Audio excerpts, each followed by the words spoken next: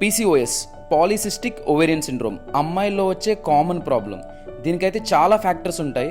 డాక్టర్ని కన్సల్ట్ చేస్తే life style మార్చండి, రెగ్యులర్గా ఎక్సర్సైజ్ చేయండి అని చెప్తున్నారు. కానీ మనకి ఏం చేయాలో, ఏ ఎక్సర్సైజ్ చేయాలో అర్థం కాదు.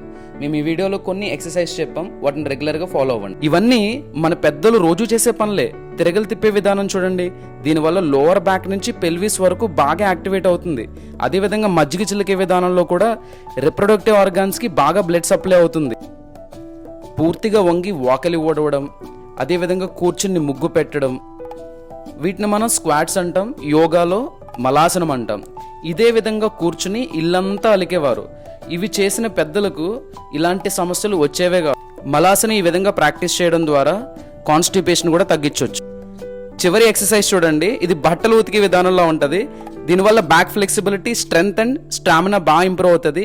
ఇలాంటి మరిన్ని వీడియోస్ కోసం మా ఛానల్ సబ్స్క్రైబ్ చేయండి.